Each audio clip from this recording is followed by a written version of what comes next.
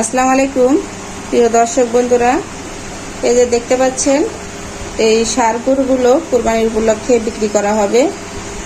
এই গরু দুইটা আমার আব্বা লালন পালন করছে। এই 2025 সালের কুরবানি উপলক্ষে এই গরুগুলো বিক্রি করা হবে। এই গরুগুলো 4 দাঁত, দুইটারই 4 দাঁত করে হয়েছে এবং আব্বা বলল কয় মন করে হবে আব্বা? 7 মন করে হবে একটা। 7 মন করে হবে। নিম্নে 7 মন। 7 মন করে হবে।